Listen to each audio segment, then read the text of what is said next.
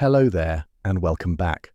Tonight, we're diving deep, literally, to explore the fangtooth fish, a creature that took one look at the crushing, lightless depths of the ocean and decided to call it home.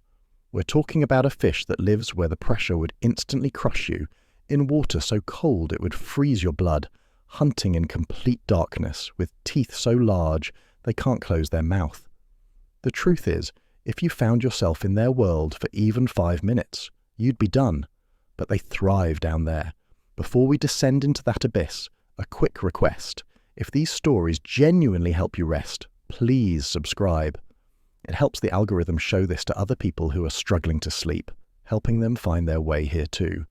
And let me know in the comments where you're tuning in from and what time it is for you right now. So dim the lights, find a comfortable position. Let's go back to the very beginning, to the cold depths where life begins for the most unlikely of survivors. You exist, which is honestly more surprising than it should be. Here you are, a tiny translucent blob floating in water so cold it would make a penguin complain, in darkness so complete that calling it black is giving it too much credit. This is your grand entrance into the world. No fanfare, no celebration, just the ocean's equivalent of being dropped off at summer camp by parents who forgot to pick you up. The water around you tastes like metal mixed with disappointment, which seems appropriate given your circumstances. Your first breath, if you can call filtering freezing seawater through barely formed gills a breath, hits you like a slap from reality itself. The ocean doesn't care that you're new here. It doesn't care that you're smaller than a grain of rice and about as sturdy as tissue paper in a hurricane. The current immediately grabs you with all the gentleness of a garbage disposal and sends you tumbling through the abyss like the world's most depressing snow globe. Congratulations, you're alive. The ocean's response to this miracle of life is to immediately try to kill you. The pressure down here would crush a human faster than you can say, terrible life choices. But for you, it's just Tuesday. Every square inch of your barely there body is being squeezed by water that weighs more than a city bus, and somehow this is considered normal. Your embryonic skin, still soft as a whisper and about as protective as a silk umbrella in a tornado, ripples with each pulse of the current. These aren't gentle ocean breezes. These are the movements of a world that operates on physics so hostile that even the water itself seems personally offended by your existence. The taste hits your primitive sensory system next, and it's exactly what you'd expect from water that hasn't seen sunlight since the dinosaurs were having their extinction event. Salt, obviously, but not the pleasant seaside salt that humans sprinkle on their French fries. This is ancient salt mixed with the essence of every creature that has ever died down here, which is to say, pretty much everything eventually. There's a metallic tang that suggests the ocean floor is basically one giant graveyard with water features. The plankton floating around you taste like they've been marinating in liquid despair for centuries, which they probably have. And let's talk about the cold, shall we? This isn't, oh no, I forgot my jacket cold. This isn't even, my car won't start in January cold. This is the kind of cold that makes absolute zero look like a tropical vacation. The water clings to your skin with the enthusiasm of debt collectors, seeping into every cell with a persistence that would be admirable if it weren't so thoroughly unpleasant. Your tiny body shivers not from fear, but from the simple biological fact that you're basically a living ice cube in the making. The cold doesn't just touch you, it moves through you, around you, becomes part of your very existence in ways that would make a polar bear file a complaint with management. But here's where it gets really fun. You can't see anything. Not a thing. The darkness around you isn't just the absence of light. It's the presence of something actively hostile to the concept of vision. You have eyes, technically, though calling them eyes is like calling a paper airplane a fighter jet.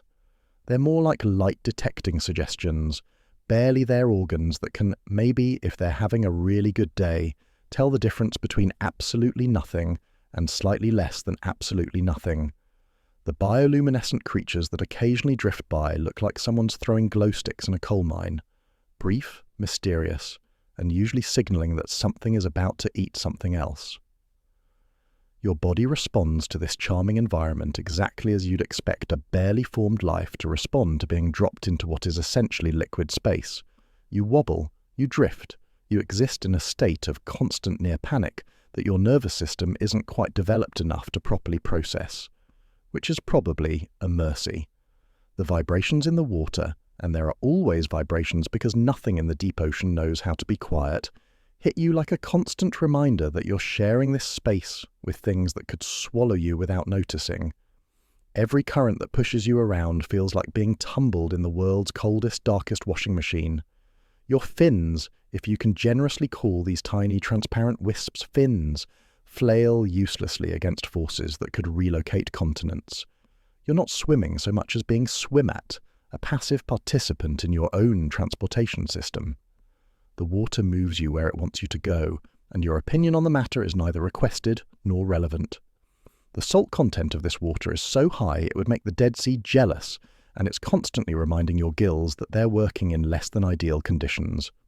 Each filter of water through your respiratory system comes with a side of minerals that taste like they were personally selected by someone who hates the concept of pleasant experiences. Your gills work over time just to extract enough oxygen to keep you from joining the floating buffet of expired sea life that decorates these depths like the world's most morbid confetti. And through all of this, the crushing pressure, the bone-deep cold, the taste of ancient disappointment, the darkness that makes midnight look like high noon, you continue to exist. Not thrive, mind you. Existing and thriving are two entirely different concepts down here.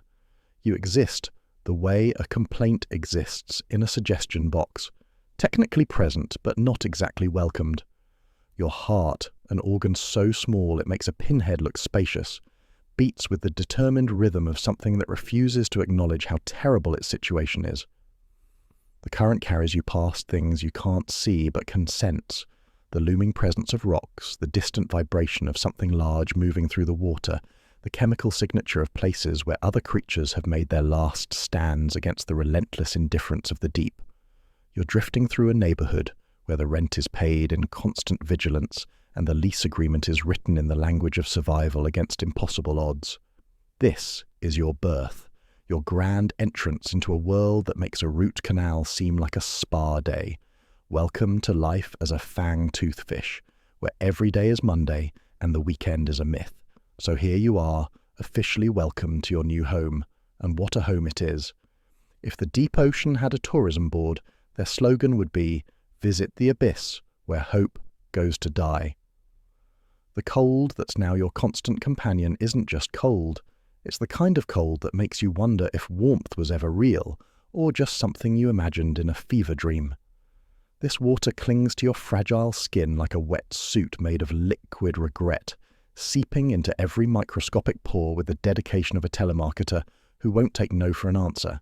Your body, still essentially a transparent suggestion of what might one day become a fish, responds to this hospitality exactly as you'd expect. You shiver, constantly, which would be adorable if it weren't so pathetic. Every vibration of your tiny muscles sends ripples through the water, advertising your presence to anything in the neighborhood that might be shopping for a snack. It's like wearing a neon sign that says fresh meat here in the world's most dangerous grocery store. The weightlessness should be magical, right? Floating through space like some kind of aquatic astronaut, defying gravity with the grace of a ballet dancer. Instead, it feels like being trapped in the world's coldest, darkest snow globe that someone keeps shaking just to mess with you.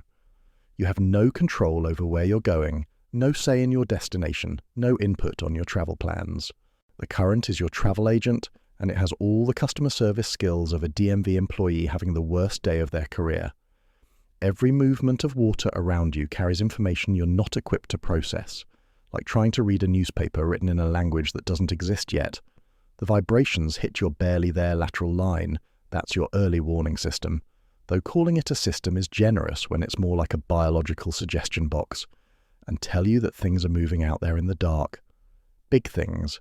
Hungry things, things that consider your existence a minor inconvenience at best and a light appetizer at worst. The murmur of the deep ocean isn't peaceful. Don't let anyone tell you it's peaceful. It's the sound of a world that operates on principles that would make a horror movie director take notes. Every vibration, every distant thrum, every barely detectable shift in pressure is the ocean's way of reminding you that you're sharing this space with creatures that evolved specifically to make your life as brief and unpleasant as possible. It's like living in an apartment building where all your neighbours are serial killers who happen to be really good at staying quiet until dinner time. And speaking of dinner, let's talk about the taste situation. The salt content down here would make a margarita glass weep with envy, but this isn't party salt. This is industrial strength, premium grade, weapons grade salt that's been aging in the dark for geological epochs. It hits your gills like a slap from someone who really means it, carrying with it the accumulated flavours of everything that has ever lived and died in these waters, which, spoiler alert, is pretty much everything eventually. The metallic tang that coats everything isn't just mineral deposits. It's the taste of desperation mixed with the essence of every creature that looked around at this environment and thought, well, this seems reasonable, before promptly becoming someone else's lunch. Your gills, working overtime like unpaid interns at a startup, filter through this liquid disappointment with the enthusiasm of someone who knows they're not getting a promotion but can't afford to quit. Your primitive eyes, those barely functional light-detecting accessories, strain against darkness so complete it makes a black hole look like a reading lamp. Occasionally something glows in the distance, a bioluminescent creature advertising its presence like a food truck in a business district.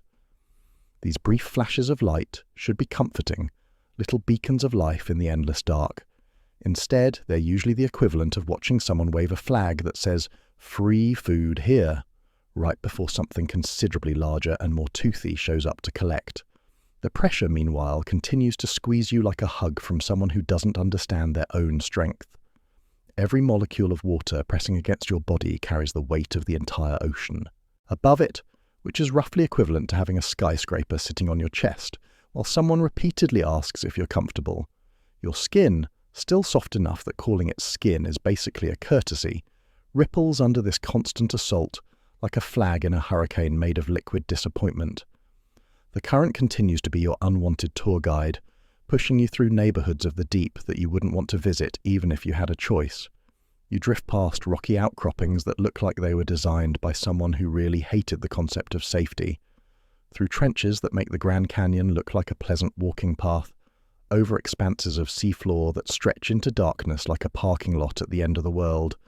Your body temperature, which is basically whatever temperature the water feels like being today, fluctuates with all the stability of cryptocurrency.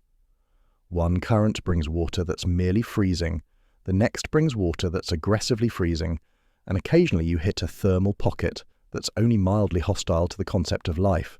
Your metabolism, already running on the biological equivalent of fumes, adjusts to these changes with all the efficiency of a government bureaucracy trying to process a simple request. The disorientation is constant. Up, down, left, right. These are just suggestions in a world where gravity is more of a guideline than a rule. You tumble through the water like a leaf in a tornado, if leaves were made of barely there fish parts, and tornadoes were made of liquid death. Your inner ear, still developing, and apparently designed by someone who'd never heard of the concept of balance, sends your brain signals that roughly translate to good luck figuring this out. Every few moments something brushes against you in the dark, a piece of marine snow, a fragment of something that used to be alive, occasionally another creature as lost and confused as you are. These contacts feel like being touched by the ghost of Christmas yet to come, if Christmas yet to come was made of organic matter and poor life choices. You can't tell what's debris and what's alive, which is probably for the best, because the answer is usually both, or neither, or something worse than you can imagine.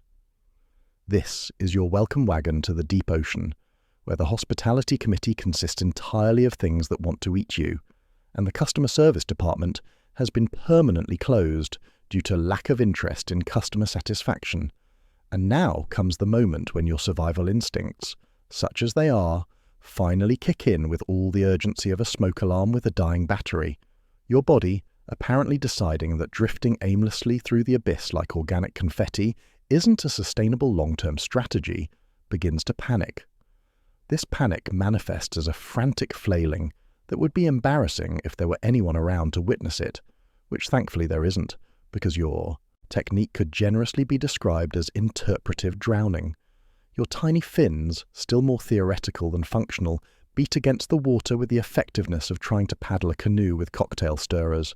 The current, meanwhile, continues to treat you like a piece of particularly uninteresting debris, pushing you toward what your primitive brain recognizes as shelter, a rocky outcropping that looks like it was designed by someone who really hated the concept of comfort. The rocks jut out from the seafloor like broken teeth in a giant's mouth, covered in the kind of marine growth that suggests this place has been collecting the ocean's rejects for several geological ages. You manage, through a combination of desperate flailing and dumb luck, to wedge yourself into a crevice between two rocks that smells like low tide mixed with regret. The space is barely big enough for your translucent body, which is saying something since you're currently about as substantial as a sneeze.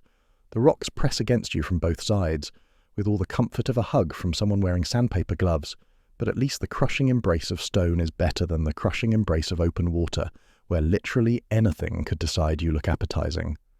The texture of your hiding spot is exactly what you'd expect from a piece of the ocean floor that's been marinating in salt water and disappointment for millennia. The rock surface feels like someone took regular stone and decided it needed more personality, so they covered it in a slimy coating that has the consistency of expired jello and the scent of a fish market that's been closed for health violations. Your skin, pressed against this charming surface, immediately begins to absorb information about just how thoroughly inhospitable your new neighborhood really is. But then, something miraculous happens, and by miraculous I mean barely tolerable. In the darkness beside you, another tiny presence makes itself known.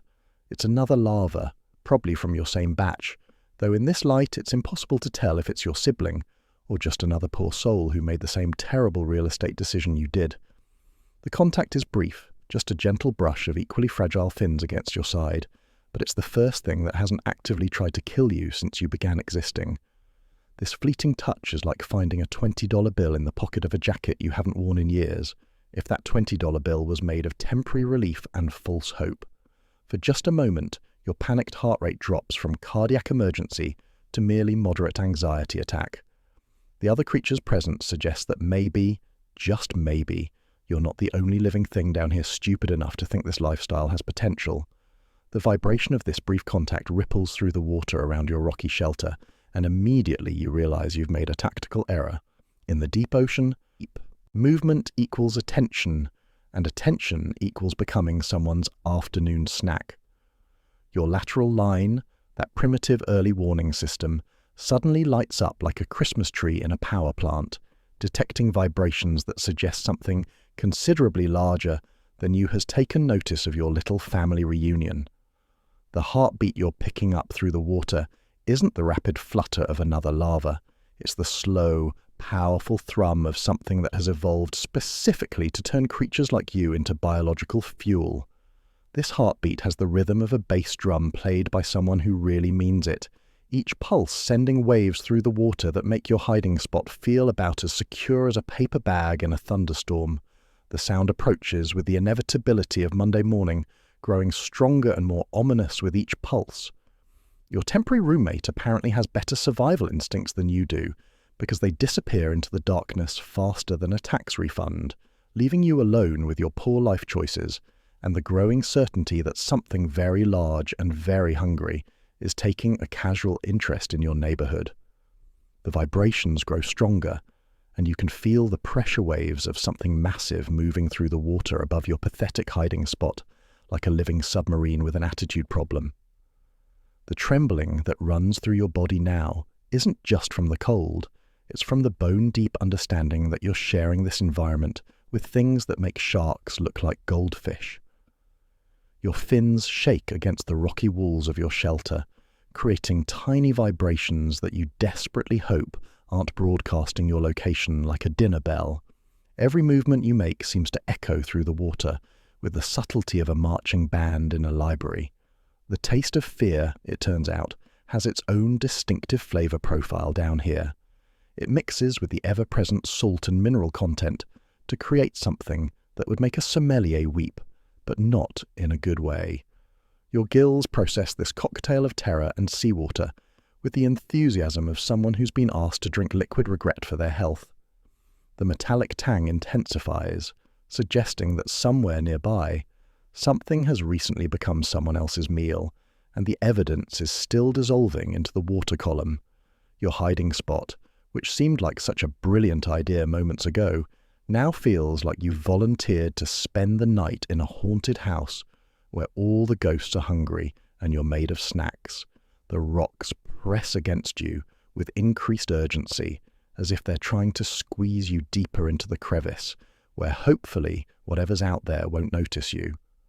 The slimy coating on the stone now feels less like an inconvenience and more like camouflage, though probably not the kind that actually works. The pressure around you shifts as the massive presence moves past your hiding spot, and you're treated to the terrifying experience of feeling something the size of a city bus glide through the water just above your head. The displacement of water from its movement pushes down on your rocky shelter like a liquid avalanche, making you acutely aware of just how small and crushable you really are. Your body compresses further into the crevice, trying to become one with the rock in a way that would impress a yoga instructor, but probably won't impress whatever's currently shopping for lunch in your area. The silence that follows is somehow worse than the presence itself, because now you're left wondering if the thing is gone or if it's just hovering nearby, deciding whether you're worth the effort of extraction. In the deep ocean, silence isn't golden. It's the sound of something deciding whether or not you're about to become a statistic. This is your first lesson in deep-sea real estate. Location, location, location, and everything wants to eat you. Eventually, your survival instincts overcome your perfectly reasonable desire to hide in a rock crevice forever, and you venture back into the open water. It's like leaving your apartment after a particularly nasty breakup. You know you have to do it, but everything outside feels vaguely threatening and personally offensive. The first thing that hits you is just how much bigger everything has gotten, which is saying something considering you're still smaller than most people's thumbs and about as intimidating as a wet tissue. The world around you has expanded in ways that would make an agoraphobe file a formal complaint with the universe. What seemed like an intimate neighborhood of rocks and hiding spots now reveals itself to be just one tiny corner of an oceanic metropolis that stretches in every direction beyond the limits of your pathetic vision. It's like discovering that what you thought was your entire world was actually just the waiting room of reality, and the real show is happening in spaces so vast they make your previous understanding of big look quaint. Your eyes, those barely functional light-detecting suggestions, strain against the darkness with the dedication of someone trying to read fine print during a power outage. And then, like a miracle that nobody asked for, things begin to flicker in the distance. Bioluminescent creatures start their evening light show, which would be magical if it weren't so obviously a series of dinner announcements being broadcast across the neighborhood. Each flash of light is basically a neon sign that says either "come eat me" or "I'm about to eat something," and frankly, neither option fills you with confidence about your current life choices. The first creature to light up looks like someone took a jellyfish and asked it to cosplay as a disco ball. It pulses with blue-green light that travels along its bell in waves, creating patterns that would be hypnotic if you had time to appreciate art instead of trying not to become someone's between-meal snack. The light illuminates the water around it in a sphere of eerie beauty that makes you acutely aware of just how much empty space surrounds you on all sides. It's like being in the world's largest, coldest, wettest cathedral, if cathedrals were designed by someone who really hated the concept of warmth or comfort. But here's where things get really fun. The light isn't just pretty decoration. It's a billboard advertising the fact that this creature exists, which in the deep ocean is roughly equivalent to standing in a dark alley and shouting, "I have money." The predator-prey relationship down here operates on a simple principle. Anything that glows is either trying to eat something or trying not to be eaten by something, and sometimes both simultaneously. It's like a rave where everyone's either a hunter or hunted, and the DJ is natural selection. More lights begin to appear in the distance, creating a constellation of biological advertisements that would put Times Square to shame. There's a string of creatures that look like living Christmas lights, blinking in sequence as they move through the water, with all the grace of drunk teenagers leaving a house party. Their lights pulse in patterns that probably mean something important in deep-sea creature language. But to you, they might as well be flashing "Your doom approaches" in Morse code. The water around you carries these light shows with an efficiency that makes fiber optic cables jealous. Each flash travels through the liquid medium, bouncing off particles and creatures and debris, until the entire environment seems to shimmer with the ghosts of illumination. It's like being inside a snow globe that someone filled with glitter and existential dread, then shook vigorously while cackling maniacally. Your skin, pressed against this shifting mass of water, picks up every vibration and temperature change that these light shows create. Each creature that powers up its biological light show generates heat, not much, but enough that you can feel it like a whisper of warmth in the endless cold. It's the oceanic equivalent of walking past a coffee shop on a winter morning and catching just a hint of warmth from the door opening. Tantalizing, brief, and mostly just a reminder of how cold everything else is.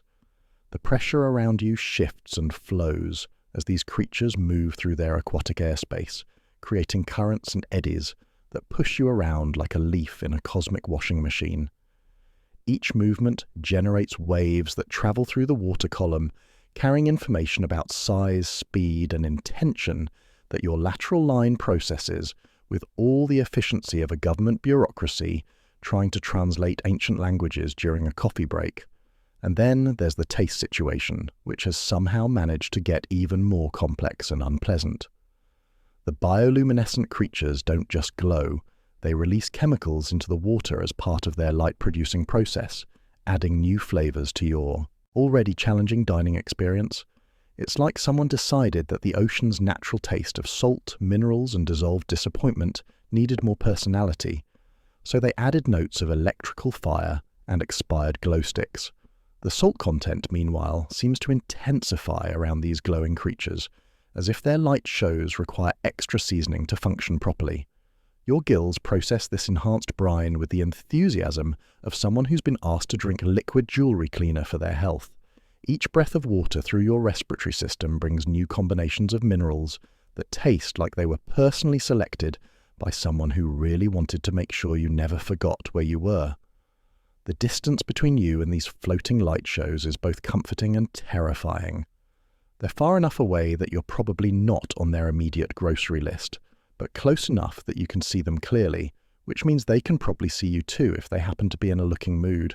It's like being at a party where everyone else is interesting and dangerous, and you're the person who showed up wearing the wrong clothes and carrying the wrong attitude. Your body temperature fluctuates with each current that brings water that's been warmed or cooled by these bioluminescent neighbors. It's like having a broken thermostat in a house where all the windows are open and the heating system was designed by someone who thought consistency was overrated. One moment you're merely freezing, the next you're aggressively freezing, and occasionally you hit a pocket of water that's only moderately hostile to the concept of life. The shifting pressure as these creatures move creates a constantly changing environment that makes your inner ear send distress signals that roughly translate to "I give up." You're floating in a world where up and down are suggestions, left and right are purely theoretical, and stable is a concept that evolution apparently decided was for amateurs.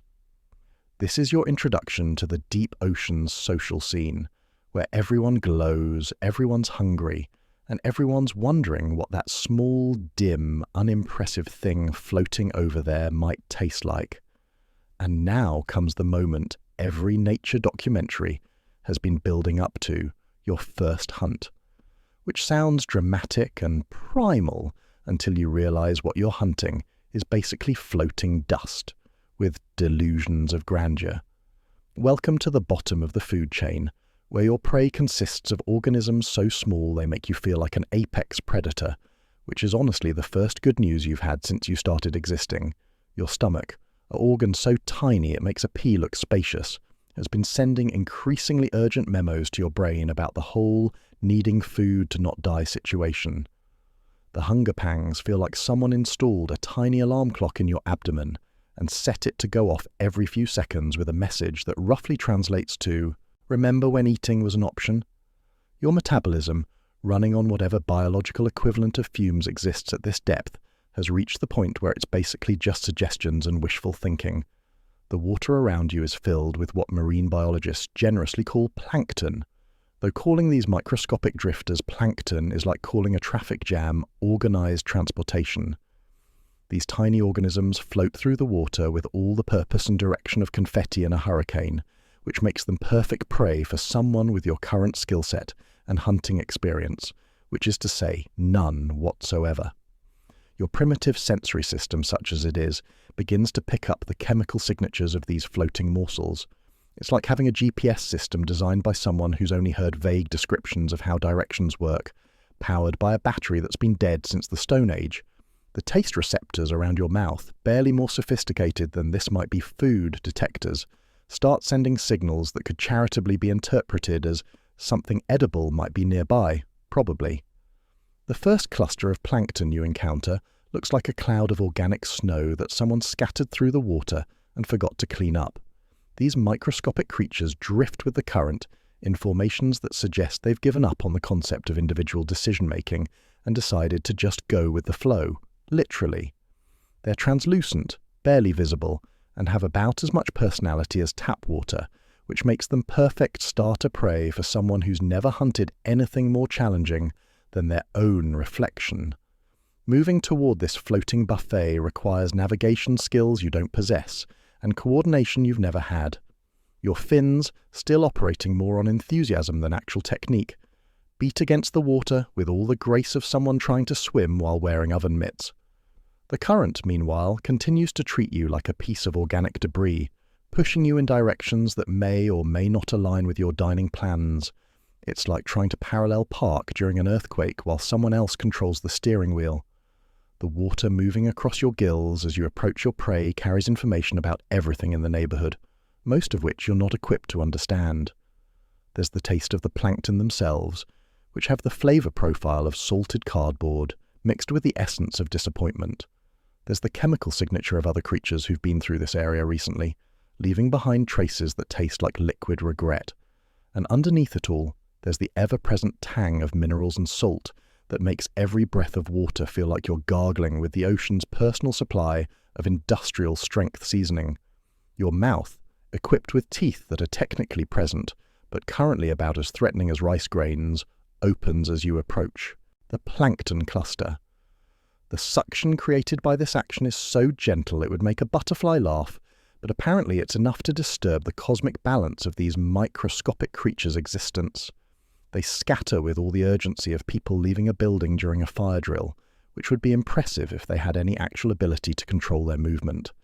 The sensation of actually catching one of these tiny organisms is anticlimactic in ways that would disappoint a nature documentary crew. There's a slight pressure on your mouth as the plankton makes contact with your barely there teeth, followed by the thrilling experience of swallowing something that has the texture of wet tissue paper and the nutritional value of optimism. It's like eating a snowflake if snowflakes were made of protein and existential emptiness. Your stomach receives this offering with the enthusiasm of someone getting a participation trophy for showing up. The digestive process begins immediately, which is good because you're going to need every molecule of energy this microscopic meal can provide. The plankton dissolves with the efficiency of sugar in hot coffee, leaving behind just enough nutrients to keep your biological systems running for approximately the next 5 minutes. But here's the real challenge. You need more. A lot more. The energy cost of moving through the water, maintaining your body temperature in this liquid refrigerator, and keeping your organs functioning in an environment that's actively hostile to the concept of life, means that one plankton is roughly equivalent to trying to fuel a car with a single drop of gasoline. Your hunger, briefly satisfied by that first morsel, returns with renewed enthusiasm and what feels like a personal vendetta against your digestive system. The hunt continues, which is a generous way of describing the process of drifting through the water with your mouth open, hoping to accidentally collide with something edible. Your technique resembles a broken vacuum cleaner more than an apex predator, but in an environment where most of your prey moves at the speed of geological formations, sophistication is overrated. The key to success down here isn't speed or cunning, it's persistence, and a willingness to eat things that taste like they were designed by someone who hated the concept of flavor. Each successful capture brings a tiny celebration in your stomach, and a reminder that you're going to need to do this roughly 1,000 more times just to break even on the energy you've spent hunting. The plankton don't fight back, which is probably the only reason this hunting strategy works at all. They drift into your mouth with the resignation of someone who's received a particularly boring work assignment, providing nutrition that's technically adequate but spiritually unfulfilling. The water around you grows cloudy with disturbed plankton as your feeding frenzy. And yes, we're calling this gentle drifting a frenzy. Because perspective is everything. Continues. Each mouthful brings new flavors of oceanic disappointment, seasoned with the salt content that makes everything taste like it was prepared by a chef who thought subtlety was for amateurs. Your gills work overtime to process the increased water flow, adding the taste of exertion to your already complex dining experience. This is your introduction to the hunting life, where success is measured in microscopic victories, and your prey's greatest defense mechanism is being slightly more boring than the water around them. You're just settling into the rhythm of your new career as a professional plankton botherer, when the ocean decides to remind you that you're not the only one with dinner plans. It starts as a shadow, which would be unremarkable, except that in a world where everything is already shadow, an additional shadow is like getting a bill in the mail when you're already broke. Technically just more of the same, but somehow infinitely worse. This shadow has presence. It has weight. It has the kind of gravitational pull that makes you understand, on a cellular level, that you've just been downgraded from diner to dinner special in the space of a heartbeat.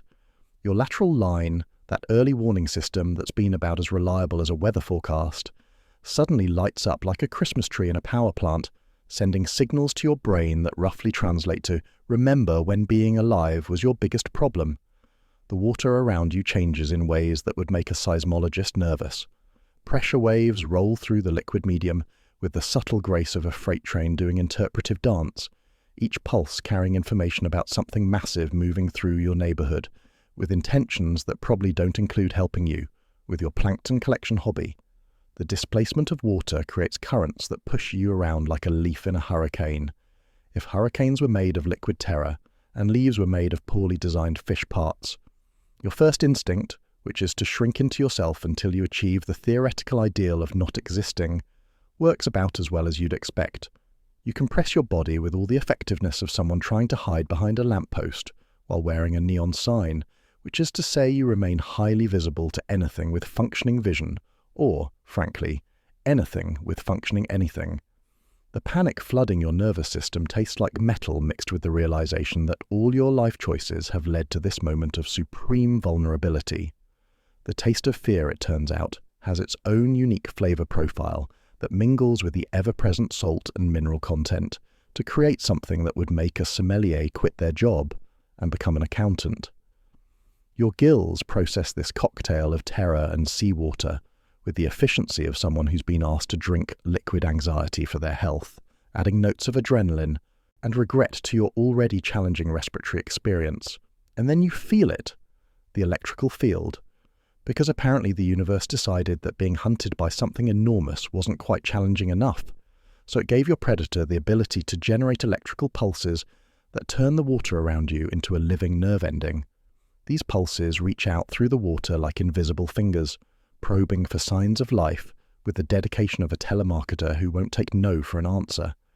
Each pulse feels like being lightly electrocuted by someone who's really good at their job, sending jolts through your nervous system that make every part of your body simultaneously want to flee and play dead. The electrical sensation isn't painful exactly. It's more like being constantly reminded that something out there has superpowers while you can barely manage to float in the right direction.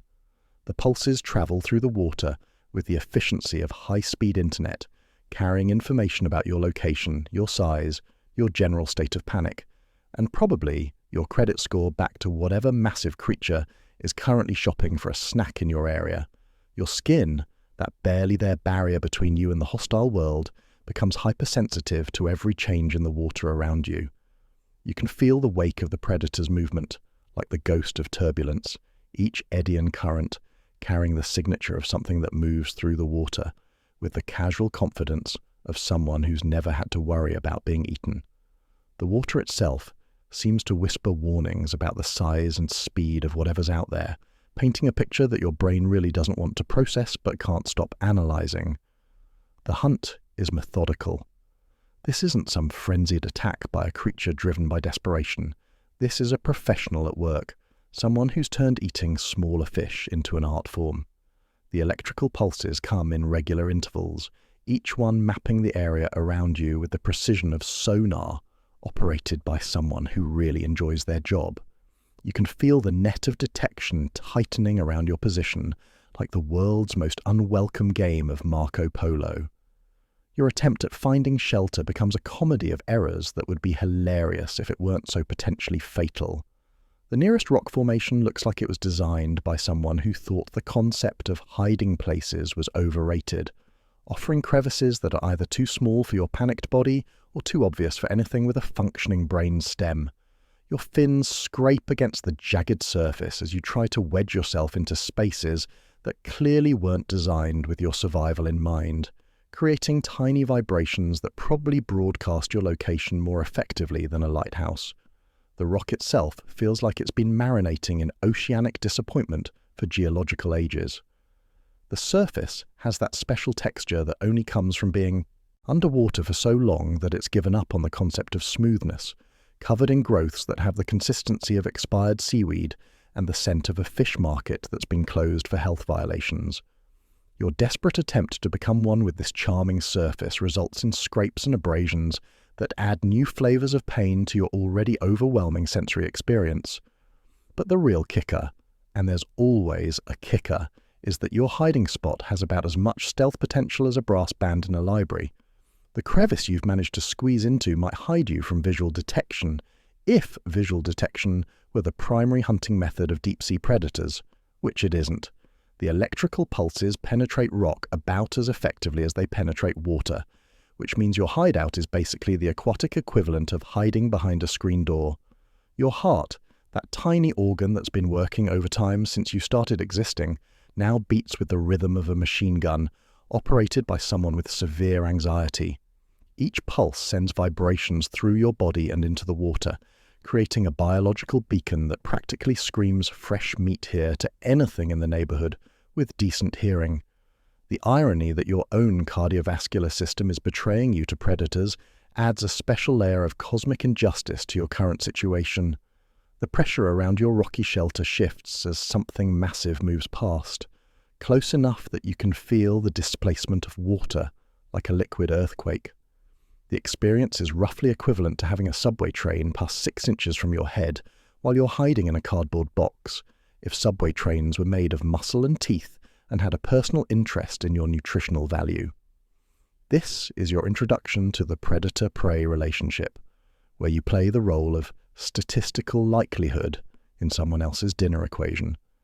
After what feels like several geological epochs but was probably only a few minutes, the massive presence moves on to terrorize other neighborhoods, leaving you wedged in your rocky hideout like the world's most anxious sardine. The immediate threat has passed, but your nervous system hasn't gotten the memo yet and continues to flood your body with stress chemicals that taste like liquid anxiety mixed with the essence of poor life choices. This is when you realize that hiding from predators, while temporarily effective, doesn't actually solve the fundamental problem of needing to move around to, continue existing. Your first attempt at leaving your shelter is about as graceful as you'd expect from someone whose previous experience with voluntary movement consists entirely of drift and hope for the best. Your fins, still operating on the biological equivalent of training wheels, push against the water with all the coordination of someone trying to pat their head and rub their stomach while riding a unicycle during an earthquake. The result is a swimming technique that could generously be described as controlled falling, or more accurately, interpretive drowning with attitude. But here's the thing about surviving near-death experiences. They're surprisingly educational. Your brain, that tiny command center that's been operating on pure panic and wishful thinking, starts to make connections between cause and effect that would impress a philosophy student. When you move your tail fin in a specific way, you go in a specific direction. When you adjust your other fins, you can actually influence your trajectory instead of just being a passenger in your own body. It's like discovering you have power steering in a car you thought was broken. The water around you responds to your movements with the same physics it uses for everything else, which is both reassuring and terrifying. Each stroke of your fins creates ripples and currents that spread out through the liquid medium, carrying information about your location and activities to anyone in the neighborhood who might be interested in your business. It's like learning to walk in a room full of people with really good hearing, where every step broadcasts your presence to potential customers in the things that eat other things market. Your lateral line, that sensory system that's been about as reliable as a broken GPS, starts to provide actually useful information about the water currents around you. You begin to understand that the ocean isn't just a uniform mass of hostile liquid. It has structure, flow patterns, areas of relative calm, and zones of active current that can either work with you or against you, depending on how clever you are about navigation. Which, spoiler alert, isn't very clever at all, but at least now you're aware of your limitations. The sensation of controlled movement through water is unlike anything you've experienced in your brief and largely traumatic existence. The resistance of the liquid medium against your body provides feedback about speed and direction, like swimming through very cold, very salty feedback loops that taste like mineral deposits and dissolved regret.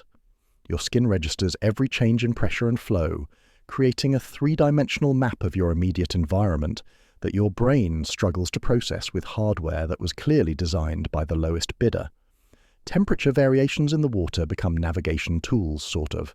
Warmer currents, and by warmer we mean slightly less aggressively cold, tend to carry different chemical signatures and mineral content, creating highways of relative comfort that you can follow like the world's most boring treasure map.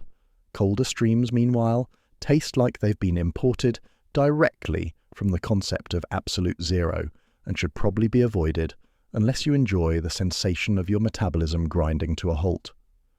Your tail, that primary propulsion system that's been mostly decorative until now, begins to develop something resembling technique.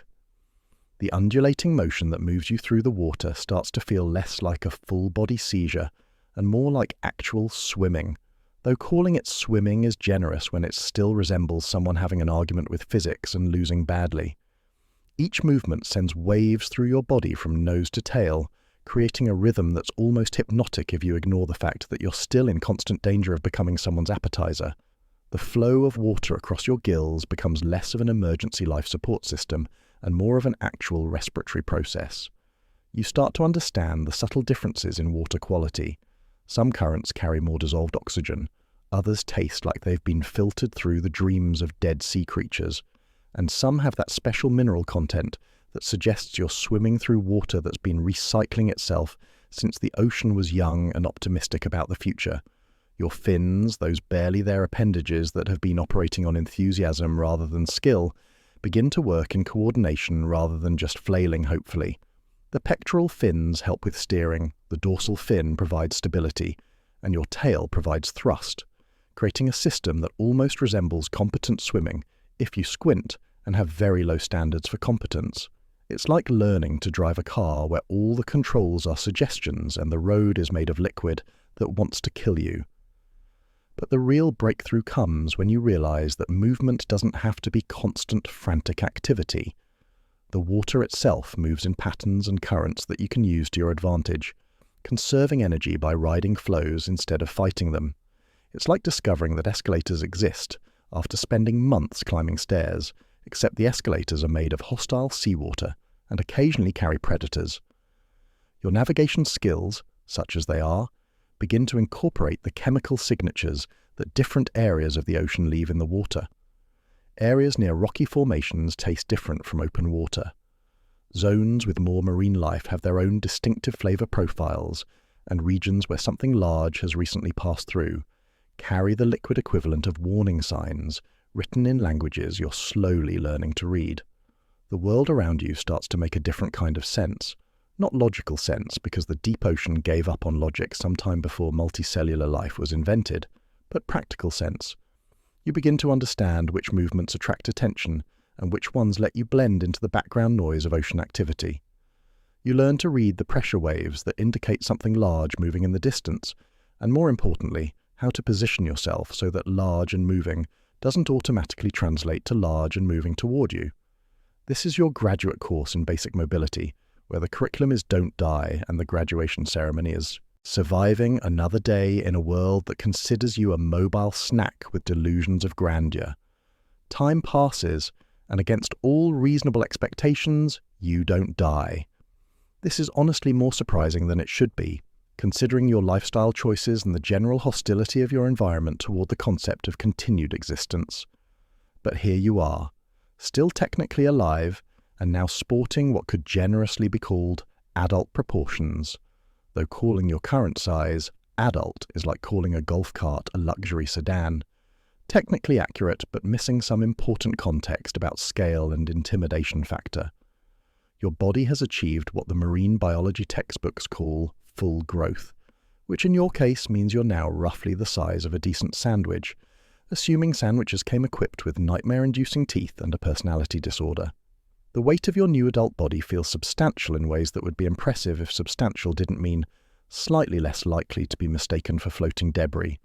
Every movement through the water now requires actual effort, rather than just hoping the current takes you somewhere that isn't immediately fatal, which is progress of a sort, albeit the kind of progress that comes with significantly higher caloric requirements. Your teeth, those fang-like protrusions that give your species its charming name, have developed into the kind of dental work that would make an orthodontist weep and a horror movie director take notes. They're so prominent that closing your mouth is more of a theoretical concept than a practical possibility, giving you the permanent expression of someone who's perpetually surprised by their own existence, which, frankly, is appropriate given your circumstances. These teeth aren't just for show. They're your primary tools for turning other living things into the biological fuel that keeps your metabolism running, assuming you can catch anything worth eating in the first place. The resistance of the water against your larger body provides a workout program that would make a personal trainer quit their job and become a therapist. Every stroke through the deep ocean currents requires deliberate muscle coordination, and your muscles have responded by becoming the aquatic equivalent of someone who's been lifting weights made of liquid disappointment for months. The power you can now generate with each movement of your tail actually moves you in your intended direction most of the time, which is a significant upgrade from your previous drift and panic transportation system. Your hunting has evolved from accidentally encounter microscopic food to something that resembles actual predatory behavior, though calling it predatory behavior is generous when your primary prey still consists of creatures that move at the speed of geological formations.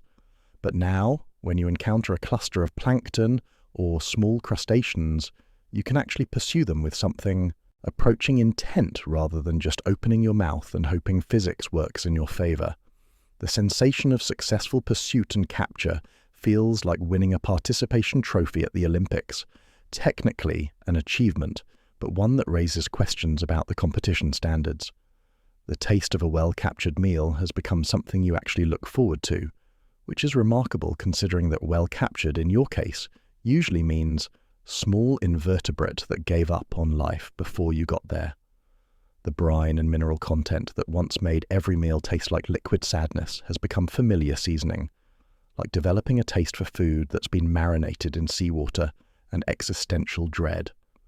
Your digestive system processes these meals with the efficiency of someone who's finally figured out how to use complicated kitchen equipment after months of eating microwave dinners.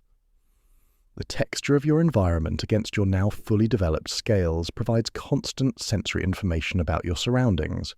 Your skin has toughened into something that could charitably be called protective, though protection in the deep ocean is relative when everything around you has evolved specifically to turn other things into lunch. The rocky surfaces you encounter feel less like immediate threats to your structural integrity and more like navigational landmarks in a world where most navigation consists of try not to swim into things that want to eat you. The coarse surfaces of rocks and debris that you encounter during your daily routine of trying not to die provide a kind of environmental abrasive therapy. Your scales scrape against these surfaces with a sound like someone filing their nails with sandpaper, which adds an audio component to the already overwhelming sensory experience of existing in an environment that was clearly designed by someone who thought comfort was for amateurs. These interactions leave your scales with a surface texture that suggests you've been tumbled in nature's own rock polisher, assuming nature's rock polisher was filled with salt water and bad intentions. Your metabolism has settled into the rhythm of someone working a job with irregular hours and no benefits. Sometimes you eat well, feasting on aggregations of prey that make you feel like a successful predator. Other times you go hungry for days, your body running on whatever biological equivalent of credit cards exists at the cellular level. The feast or famine lifestyle has given your digestive system the flexibility of someone who's learned to survive on vending machine food and optimism, processing whatever organic matter you can catch with the dedication of someone who knows the next meal isn't guaranteed. The pressure around you, that constant hydraulic embrace that would crush surface dwellers like empty soda cans, has become as familiar as background noise. Your body has adapted to function under pressures that would make a submarine engineer reconsider their career choices, treating the crushing weight of the entire ocean as just another workplace hazard.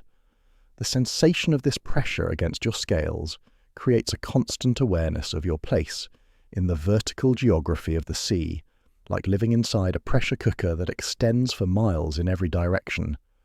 Your adult sensory systems now provide detailed information about the chemical composition of your liquid neighborhood.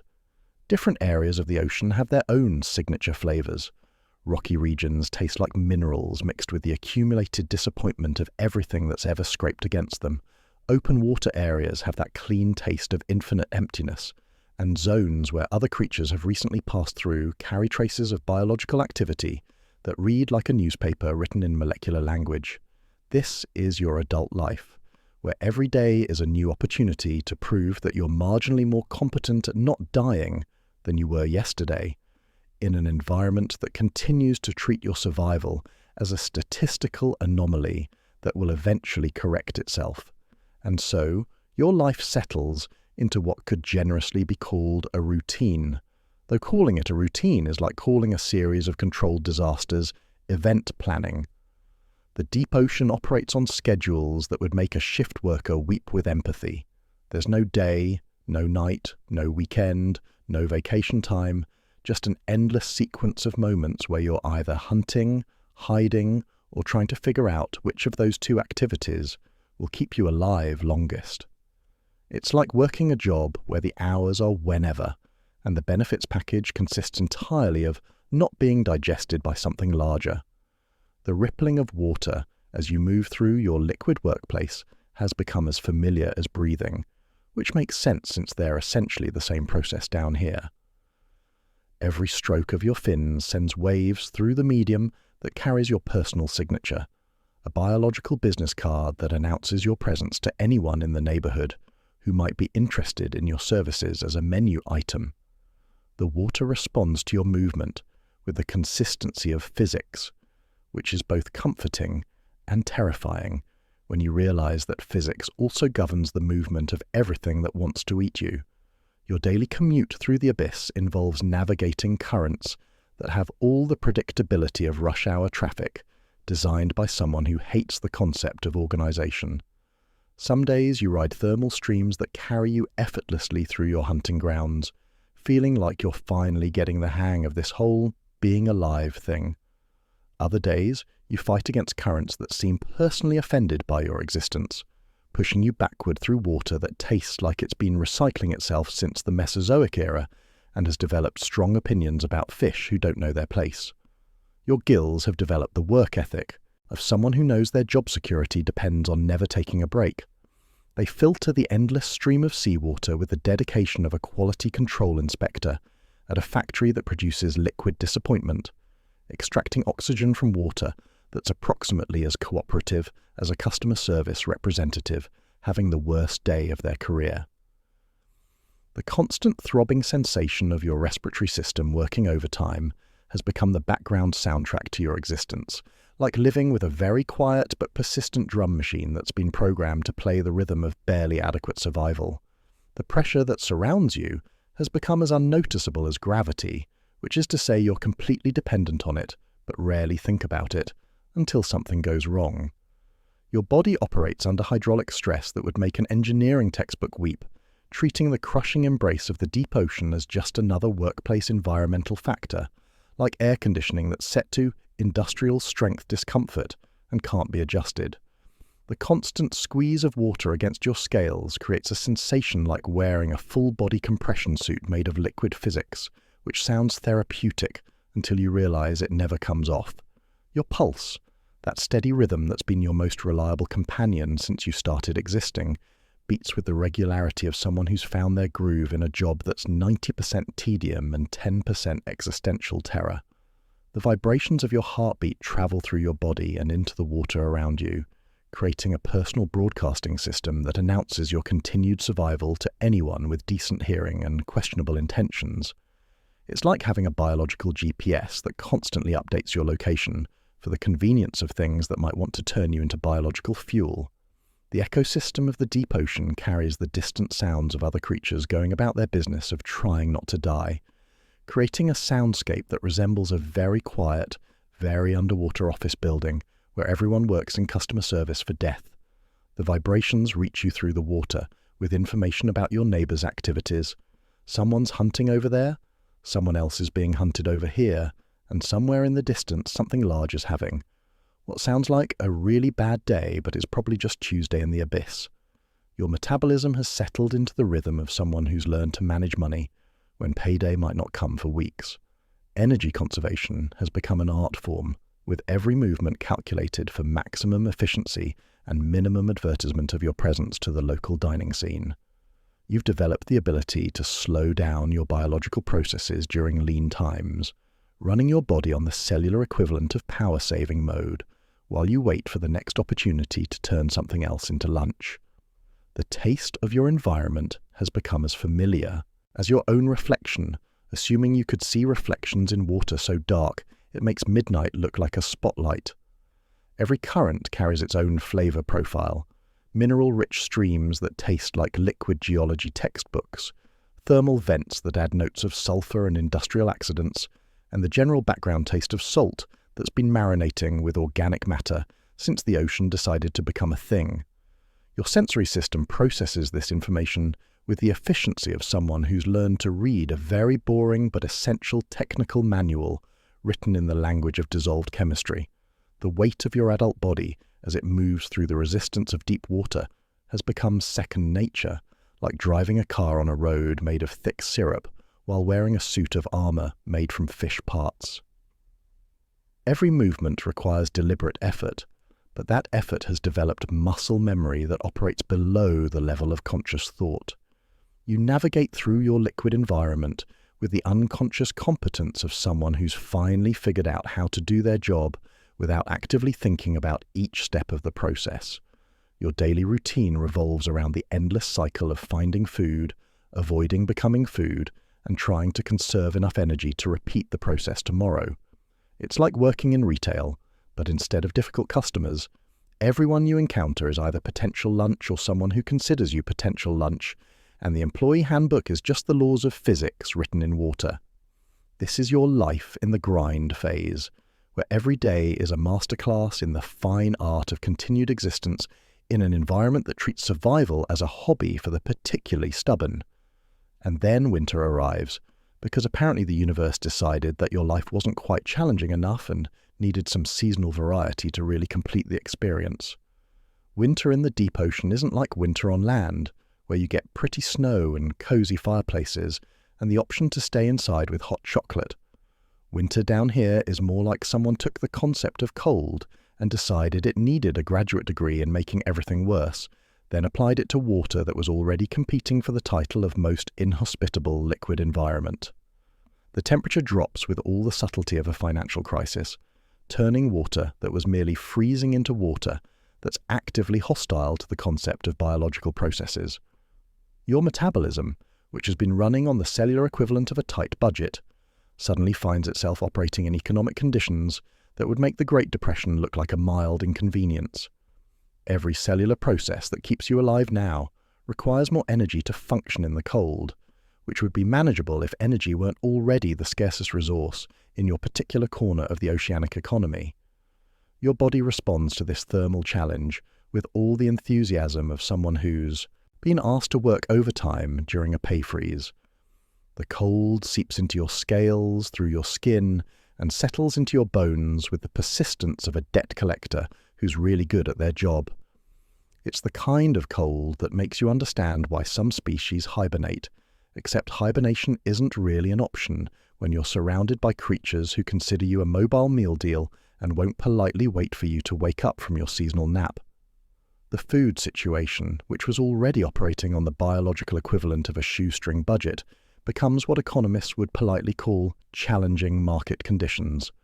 The cold water slows down the metabolism of everything in your food chain, which means the plankton and small organisms you depend on become even more lethargic than usual. Hunting them now feels like trying to catch creatures that are moving at the speed of geological formations while you're operating on the energy reserves of someone who's been fasting for a religious holiday that got extended indefinitely. Your stomach develops the persistent ache that comes from running on empty for longer than your biological warranty covers. It's not the sharp pain of acute hunger. It's the deep, gnawing sensation of a digestive system that's been put on indefinite hold, while your body tries to figure out how to maintain basic life functions with the caloric intake of a particularly austere monastery. The acid in your stomach, usually busy breaking down whatever unfortunate organisms you've managed to capture, now mostly just sits there creating digestive background music that sounds like someone gargling with liquid regret. The oppressive darkness of winter in the abyss makes the regular darkness look like a reading lamp. If the deep ocean normally operates at coal mine at midnight, levels of illumination, winter cranks it down to inside of a black hole wearing sunglasses. The few bioluminescent creatures that usually provide the occasional light show become even scarcer, probably because they're also dealing with the seasonal challenge of trying to maintain biological light production when every calorie counts toward not freezing to death. Your gills work overtime in the thicker, colder water, extracting oxygen with the efficiency of someone trying to breathe through a straw while running a marathon in a walk-in freezer. Each breath of water through your respiratory system feels like inhaling liquid nitrogen that's been seasoned with disappointment and aged in barrels of existential dread. The cold water carries less dissolved oxygen, which means your already challenged respiratory system now has to work harder to extract even less of what you need to keep your biological processes running. The vibrations in the water that usually carry information about your neighbour's activities become muffled and strange in the dense, cold medium. It's like trying to eavesdrop on conversations through a wall made of liquid concrete, where every sound reaches you distorted and delayed. The usual background symphony of deep-sea life, the distant thrumming of large creatures, the subtle vibrations of hunting and being hunted, becomes a whispered soundtrack that suggests everyone else is also struggling with the seasonal working conditions. Your body slows down with the methodical precision of a machine that's been switched to power-saving mode, without anyone bothering to update the user manual. Your movements become more deliberate, not from improved technique, but from the simple biological fact that every unnecessary motion now represents a luxury your energy budget can't afford. Swimming through the cold water feels like moving through liquid molasses that's been refrigerated by someone who really wanted to make sure you understood how unwelcome you are. The rocks and seafloor surfaces you encounter are now cold enough to make your scales ache on contact. Touching these surfaces feels like pressing yourself against a freezer that's been left open during a blizzard, if freezers were made of stone and had been marinating in seawater since the Precambrian era. Your usual hiding spots become less like shelter and more like cold storage units where you can contemplate your life choices while slowly losing feeling in your extremities. The chemical signatures in the water change as everything in your environment slows down to conserve energy. The usual bouquet of dissolved organic matter, mineral deposits, and biological activity becomes muted, like someone turned down the volume on the ocean's chemical communication system. Even the water tastes different, colder, more metallic, with undertones that suggest the entire ecosystem is running on reduced hours and skeleton crews. This is winter in the abyss, where the seasonal job market consists entirely of try not to die and maybe find something to eat, and both positions are extremely competitive with limited openings and no benefits package. Just when you think you've figured out the basic survival requirements for your underwater existence, the ocean decides to throw you a curveball in the form of territorial disputes. Because apparently living in a place where everything wants to eat you isn't challenging enough, now you have to deal with real estate conflicts that would make a landlord weep with professional envy. Another fangtooth fish, roughly your size, and sporting the same charming dental work that makes closing your mouth a theoretical concept, has decided that your particular patch of rocky seafloor represents prime commercial real estate worth fighting over. The conflict begins with what marine biologists would politely call assertive posturing, but what really amounts to an underwater staring contest between two creatures whose eyes were designed by someone who thought functional vision was optional. Your rival approaches with the confidence of someone who's never had to question whether their life choices were sound, which is already annoying before you factor in that they're invading your personal space in an environment where personal space is the only thing standing between you and becoming someone's lunch special. Your muscles tense with a kind of adrenaline surge that makes you acutely aware of how much energy you're about to waste on what is essentially a very wet argument over who gets to hide behind which rocks. The heat of conflict radiates through your body like someone installed a tiny furnace in your chest and set it to unnecessarily dramatic, sending sharp electrical pangs through your nervous system that taste like metallic anxiety mixed with the general background flavor of seawater that's been marinating in territorial disputes for geological ages. The standoff involves a lot of aggressive swimming in circles, which would look impressive if swimming in circles weren't already most of what you do on a daily basis anyway. Your rival displays their fangs with the enthusiasm of someone showing off their new business cards, apparently forgetting that you have identical dental work and are not particularly impressed by teeth you see in your reflection every time you pass a reflective surface, which, admittedly, isn't often in water this dark. Your lateral line picks up every movement your opponent makes, creating a real-time tactical analysis that your brain processes with all the strategic sophistication of someone playing chess while blindfolded and slightly dizzy. The water between you carries chemical signals that roughly translate to "I was here first and prove it," creating a diplomatic dialogue that consists entirely of pheromones and poor attitude.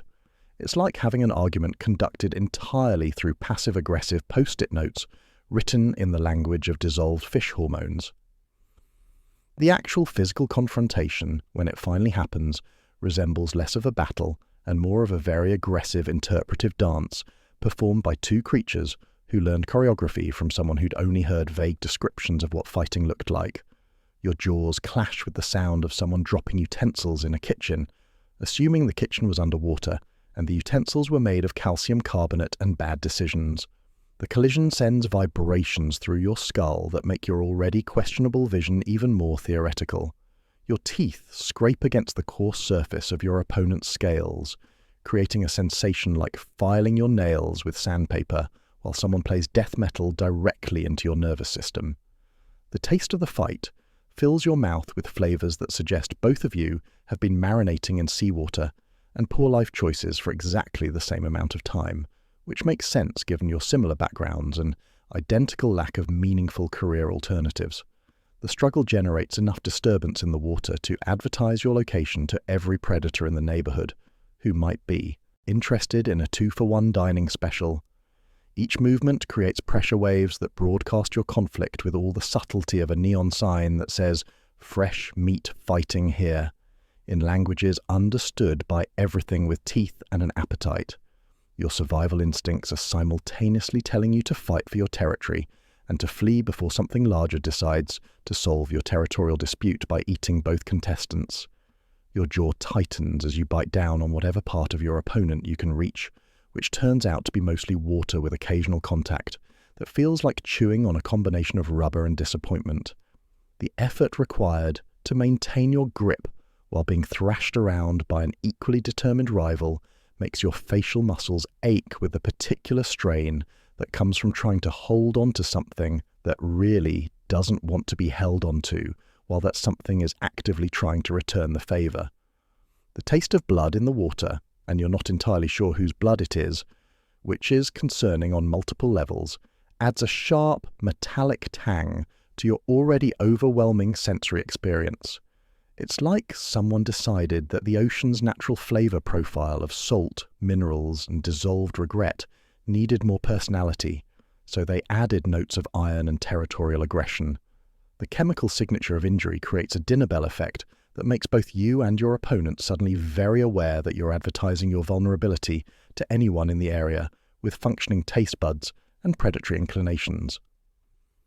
Your body presses against the rocky anchor point you've chosen for this bout of aggressive real estate negotiation, the rough surface scraping against your scales with the texture of someone's driveway that's been left outside during several ice ages and has developed strong opinions about fish who use it for leverage.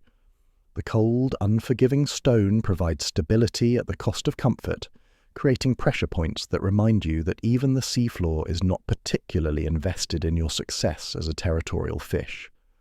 The water around you grows increasingly turbid, with the debris kicked up by your struggle, creating a cloud of disturbed sediment that tastes like the bottom of the ocean's filing cabinet and provides cover that benefits neither of you since you both have equally terrible vision. The environmental destruction you're causing probably represents months of careful geological arrangement being undone in minutes, which would be embarrassing if either of you had the intellectual capacity to feel embarrassed about interior decorating. This is your introduction to property law in the abyss, where disputes are settled through a combination of dental work and determination, and the only witnesses are creatures who are mostly hoping both parties exhaust themselves enough to become easy prey. And then, because evolution has a sense of humor that would make a stand-up comedian jealous, your body decides it's time to reproduce. This isn't a conscious decision on your part. Your brain, such as it is, had no input in this biological board meeting where your hormones apparently voted unanimously to make your life exponentially more complicated. The urge hits you like a biological alarm clock that someone set to procreate or die trying and forgot to include a snooze button. It's the kind of instinctive drive that makes you understand why some species eat their partners after mating, because at least that provides closure to what is otherwise a deeply inconvenient biological imperative. Your body begins producing chemical signals that broadcast your reproductive availability to the surrounding water with all the subtlety of a neon billboard advertising. Single fish seek same for brief encounter and immediate abandonment of offspring. These pheromones dissolve into the current, like organic perfume designed by someone who thought romance should smell like salt water mixed with desperation and poor timing. The scent travels through the water column, creating a chemical trail that any other fangtooth fish in the area can follow like a very wet, very underwater personals ad. The sensation of these hormones flooding your system feels like someone replaced your normal body chemistry with a cocktail of biological urgency and questionable decision-making capabilities. Your skin tingles with heightened sensitivity, picking up chemical signatures in the water that your brain interprets as either potential mates or creatures that might eat you before you can fulfill your biological destiny. Given your track record with threat assessment, this distinction is probably more theoretical than practical, but your reproductive instincts don't seem particularly concerned with your survival prospects beyond the immediate goal of genetic continuation. Your metabolism shifts gears like a car that's been switched from economy mode to burn everything for maximum performance, redirecting energy reserves toward reproductive functions that you didn't even know you had. The result is a combination of increased appetite and decreased common sense, which would be problematic in any environment, but is particularly challenging when you live somewhere that treats poor judgment as a capital offense. Your body begins preparing for an event that will require you to release genetic material into water that's already crowded with creatures who consider anything floating freely to be a potential snack.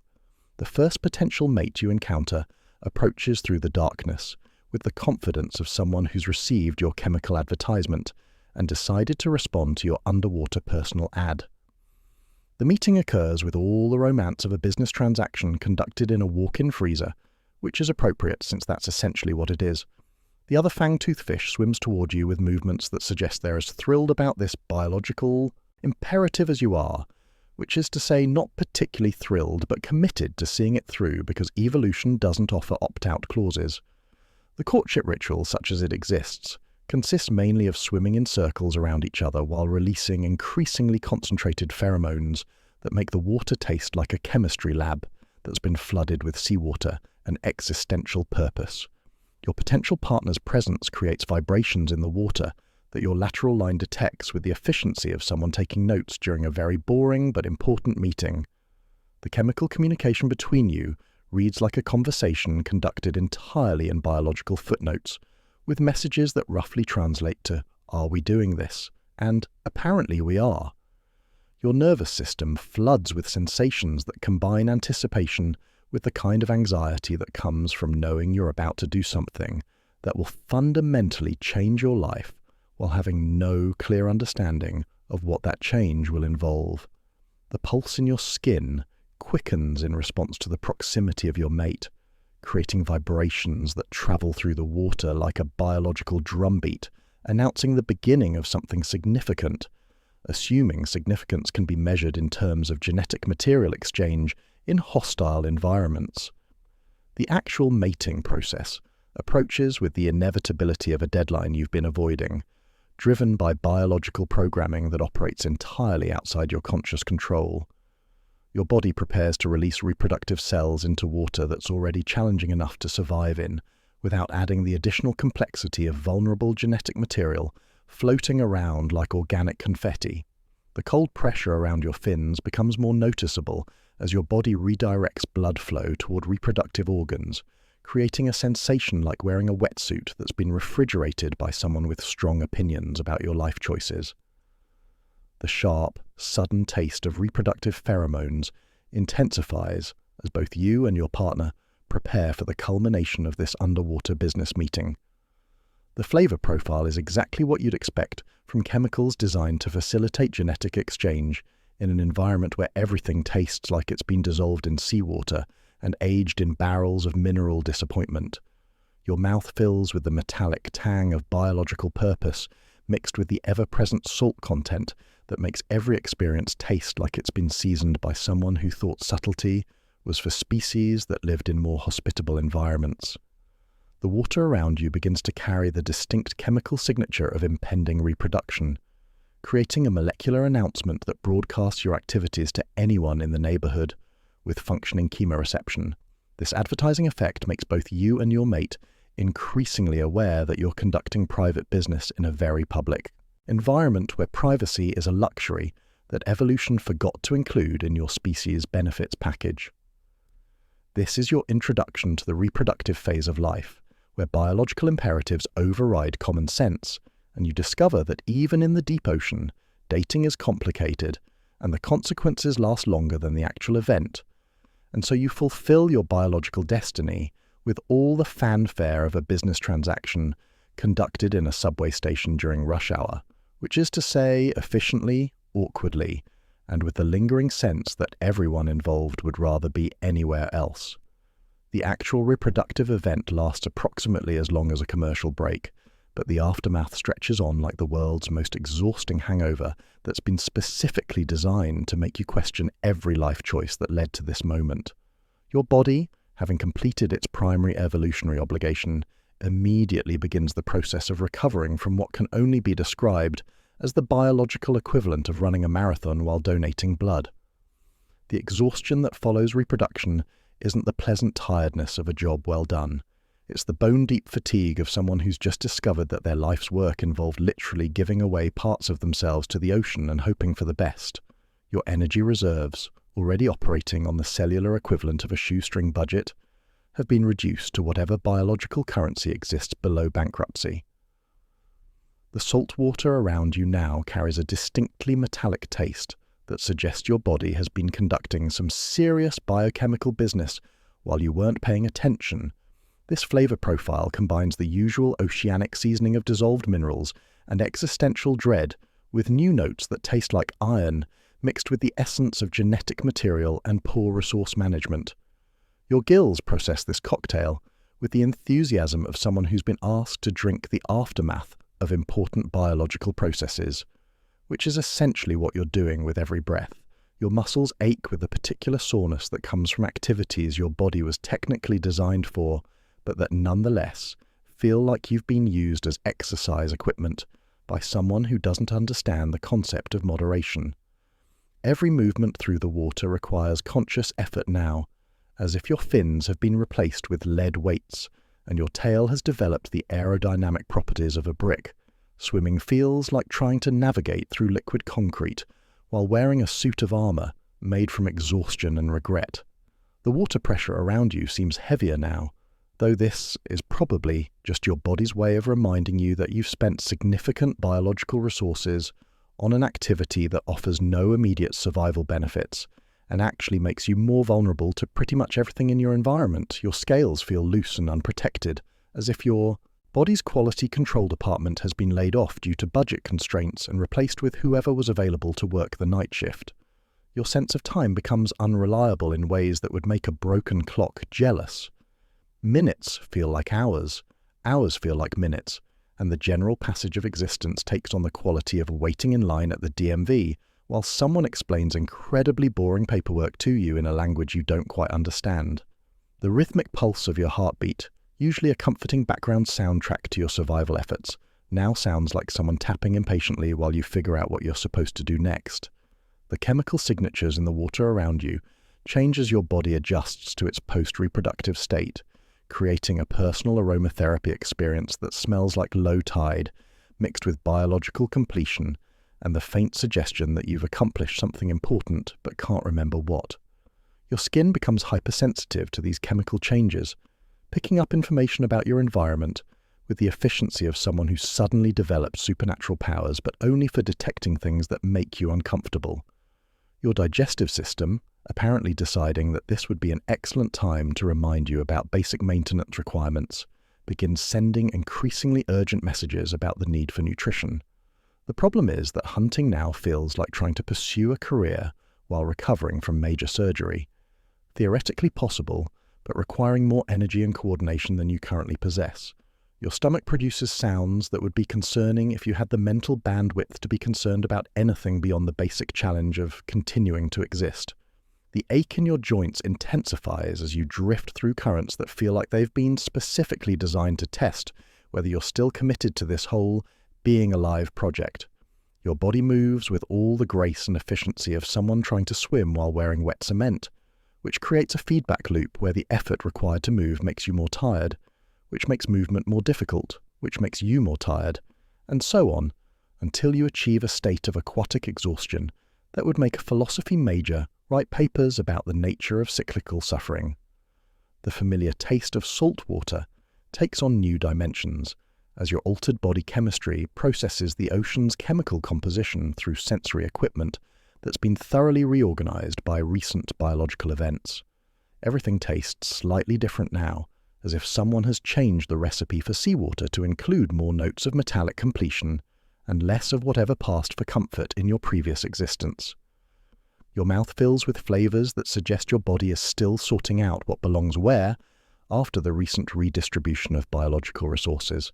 This is your post-reproductive existence, where you discover that fulfilling your evolutionary purpose feels remarkably similar to being thoroughly used up by a process that cares more about genetic continuity than your personal comfort or long-term career prospects in the survival industry. Time passes in the deep ocean with all the urgency of geological formation, and eventually you begin to notice tiny movements in the water around you that suggest your reproductive efforts weren't entirely wasted on the cosmic indifference of the abyss. These movements have the distinctive signature of very small, very inexperienced creatures who are learning the same harsh lessons about deep-sea survival that you mastered through a combination of dumb luck and stubborn refusal to die. Watching the next generation begin their own journey through the oceanic gauntlet of existence gives you the unique perspective of someone who survived long enough to see other people make the same mistakes you made, except now you're too tired to offer advice, and they probably wouldn't listen anyway. The young fangtooth fish that drift past your territory move with all the grace and coordination of drunk toddlers trying to navigate an obstacle course made of liquid physics and poor visibility. Their tiny forms wobble through the water with the kind of determination that would be inspiring if it weren't so obviously doomed to result in most of them becoming statistical data in someone else's food chain. You watch them struggle with the same basic challenges of existence that nearly killed you repeatedly: learning to hunt microscopic prey, avoiding becoming microscopic prey yourself, and figuring out how to swim in a straight line without advertising your location to every predator in the neighborhood. The soft sensation of these miniature creatures passing by creates vibrations in the water that your lateral line detects with the weary recognition of someone who's seen this particular show before. Their movements generate tiny pressure waves that feel like whispers of your own past, reminding you of a time when your biggest concern was figuring out which end of a plankton was supposed to go in your mouth first. The irony that you're now watching others struggle with problems you've already solved would be satisfying if solving those problems hadn't immediately led to a whole new set of problems that nobody warned you about. Your tired fins register the familiar shift of currents as these young fish navigate through the same hostile environment that's been trying to kill you for your entire adult life. The water carries their chemical signatures: fear, confusion, and the distinctive scent of creatures who haven't yet learned that optimism is a luxury that deep-sea life can't afford. These molecular messages dissolve into the current like organic newsletters, announcing the arrival of a new generation of participants in the ocean's ongoing experiment in creative ways to make survival as challenging as possible. The taste of the water around you changes subtly as it carries the biological signatures of youth and inexperience, flavors that remind you of your own early days when every moment was a surprise, and most surprises involve nearly being eaten by something larger. The salt content seems different somehow, as if the ocean itself is seasoned with the dreams and expectations of creatures who haven't yet learned that the deep sea operates on principles that would make a philosophy of pessimism look optimistic by comparison. Your exhausted body drifts alongside these energetic newcomers with the resigned patience of someone watching a movie they've already seen, knowing how it ends, but unable to change the plot. The contrast between their frantic activity and your conservation mode existence creates a strange temporal echo in the water, like watching a time-lapse video of your own life played alongside a real-time documentary of someone else making your mistakes at regular speed. The familiar slow shift of currents carries these young fish along the same routes you've traveled countless times, through territories you've fought for and lost, past hiding spots you've used and abandoned, around obstacles that nearly killed you, and probably will kill most of them. The continuity of this aquatic highway system gives the deep ocean the feeling of a very dark, very wet small town, where everyone knows the local landmarks and most of them are named after things that eat other things. Your metabolism, running on whatever biological equivalent of social security exists at the cellular level, processes the increased activity in your environment with the efficiency of someone who's learned to conserve energy for the activities that actually matter, which at this point consists mostly of continuing to exist and occasionally eating something. The excitement and urgency of the younger generation creates chemical signatures in the water that your body recognizes but no longer responds to with the same intensity, like hearing a song that used to be your favorite but now just reminds you of a time when you had more energy and fewer joint problems. The endlessness of the species' existence becomes apparent as you watch these miniature versions of yourself repeat the same patterns of survival that you've been following, that your parents followed, and that their parents followed back through generations of Fangtooth fish, who all made the same basic discovery that life in the deep ocean is a full-time job with terrible hours and no retirement plan. The cycle continues with the reliability of a broken record that only plays songs about making poor habitat choices and learning to live with the consequences.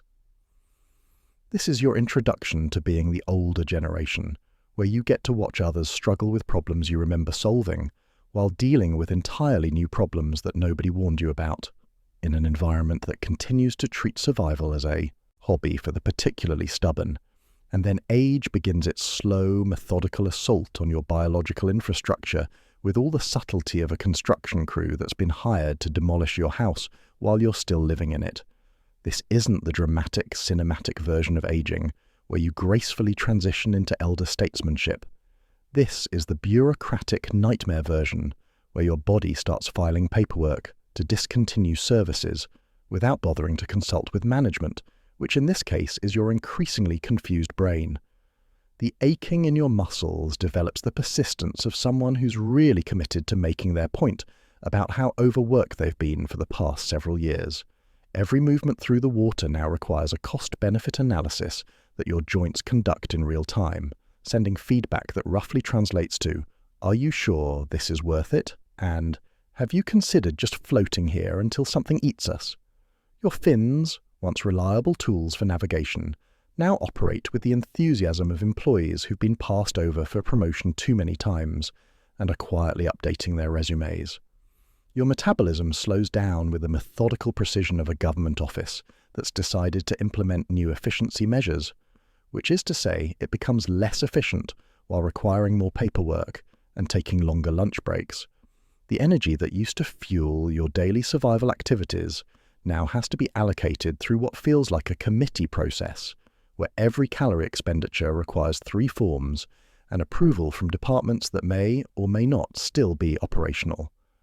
Swimming feels like trying to operate heavy machinery while running on the biological equivalent of dial-up internet. The constant hum of water moving around you, once the familiar background soundtrack to your oceanic existence, now feels heavier and more intrusive, like someone has turned up the volume on everything while simultaneously making your hearing both more sensitive and less reliable. Each current that passes over your aging scales carries information that your sensory systems process with the speed and accuracy of a fax machine from the 1980s that's been left outside during several rainstorms. Your gills, those hard-working organs that have been filtering hostile seawater for your entire adult life, now operate with the wheezing efficiency of someone who's been asked to run a marathon while breathing through a straw that's been partially blocked with organic debris and poor maintenance decisions. Each breath of water through your respiratory system takes more effort and provides less satisfaction, like trying to inflate a tire with a pump that's gradually giving up on the concept of air pressure. The weight of age settles into your bones with the permanent presence of someone who's moved into your house without asking and has no intention of contributing to household expenses. Every part of your body that used to work automatically now requires conscious supervision, like being promoted to middle management of your own biological processes, but without getting a pay raise or any meaningful authority over the decision-making process. Your teeth, those impressive fangs that have been your primary tools for turning other creatures into biological fuel, now show the wear patterns that come from years of contact with everything the ocean floor has to offer in terms of abrasive surfaces and hard-to-chew prey. They're still technically functional, but they operate with the reliability of tools that have been used well beyond their manufacturer's recommended service life and are starting to develop their own opinions about what they're willing to bite. The texture of your scales has changed from the smooth efficiency of youth to something that resembles the surface of a well-used kitchen appliance that's been through several dishwasher cycles and has developed character marks that weren't part of the original design. Your skin processes environmental information with the sensitivity of someone wearing gloves that are slightly too thick, creating a barrier between you and the world that makes everything feel simultaneously more distant and more irritating. Time itself moves differently now, flowing past you with the strange distortion that comes from having your internal clock recalibrated by systems that are operating on reduced power and extended maintenance schedules. Minutes feel like they're taking longer to complete their basic minute-related responsibilities, while hours seem to compress into moments that disappear before you've had time to properly experience them. It's like living in a time zone that was designed by someone who didn't quite understand how time is supposed to work. The familiar taste of salt water now comes with additional flavor notes that suggest your taste buds have either become more sophisticated or more confused about their job description. Every mouthful of seawater carries undertones of metallic fatigue and organic disappointment that weren't part of the original recipe, creating a dining experience that makes you nostalgic for the days when everything just tasted like salt and existential dread, without the added complexity of biological decay. This is your introduction to the senior citizen phase of deep-sea life, where everything you used to do automatically now requires planning, preparation, and a realistic assessment of whether the energy expenditure is worth the potential return on investment. And then the universe decides it's time for the final plot twist in your aquatic existence, which arrives in the form of something considerably larger than you making its presence known in your neighborhood, with all the subtlety of a freight train that's learned to swim. The distant thrum you detect through your increasingly unreliable sensory equipment isn't the familiar background noise of deep-sea life going about its business. This is the kind of vibration that makes seismologists nervous and suggests that something with the mass of a small building has decided to take a personal interest in your corner of the abyss. Your aging body responds to this threat with all the speed and agility of someone trying to run a marathon while wearing concrete shoes and carrying a refrigerator. The reflexes that once helped you avoid becoming someone's lunch special now operate with the efficiency of a bureaucracy that's been asked to process an emergency request during a holiday weekend. Your muscles receive the flee immediately signal from your brain and respond with what can generously be described as moderate concern, rather than the explosive burst of speed that the situation clearly requires. The water around you carries the pressure waves of something massive approaching with the methodical inevitability of a really determined collection agency. Each pulse through the liquid medium brings information about size, speed, and probable dietary preferences that your lateral line processes with the accuracy of a weather forecast from someone who's never been outside. The analysis your nervous system provides roughly translates to something very large is heading this way, and it's probably not coming to discuss your extended warranty options. Your vision, already operating at the reliability level of a security camera that's been installed underwater during a power outage, struggles to process the approaching shadow that seems to be made of concentrated darkness with teeth.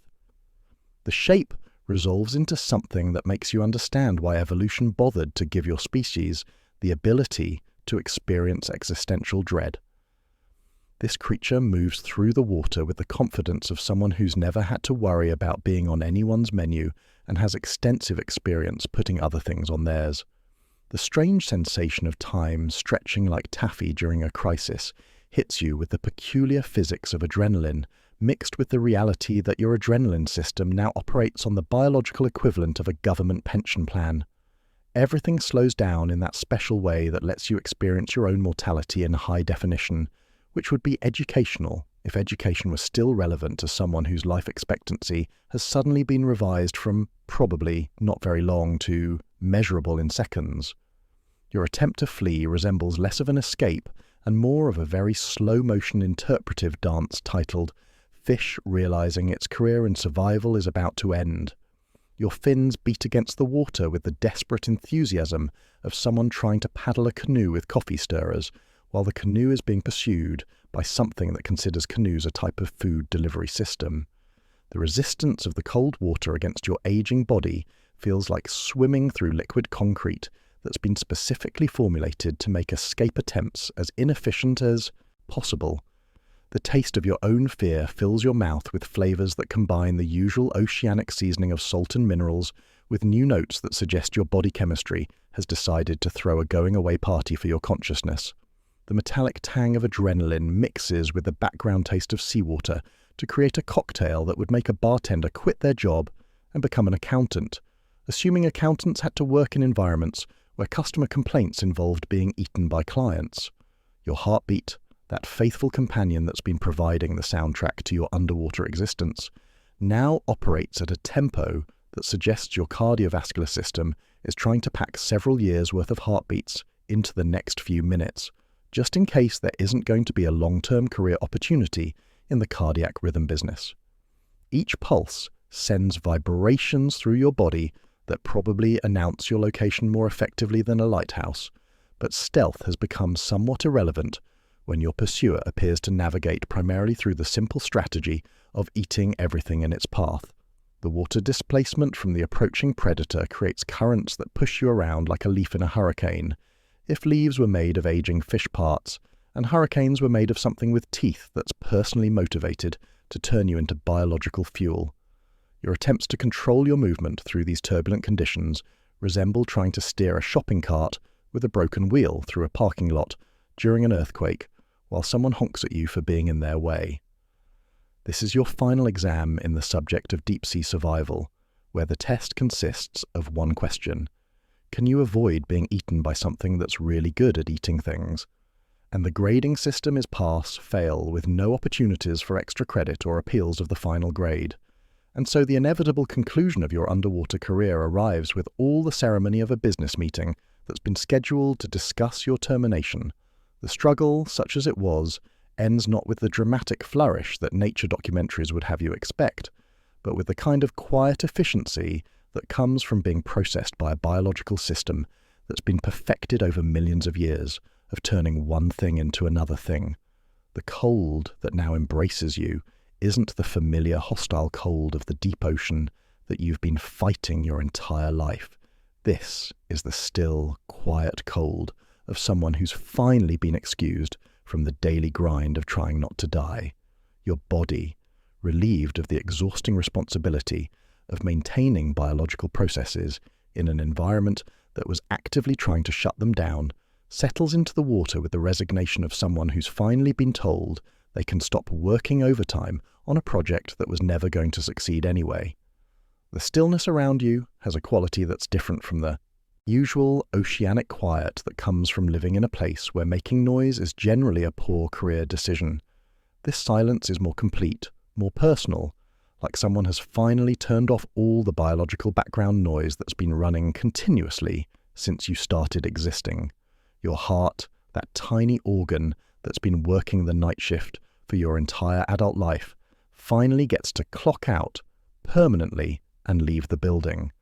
The water that surrounds you no longer tastes like anything, which is honestly the first time in your entire existence that you've experienced a liquid environment that doesn't have strong opinions about flavor profiles.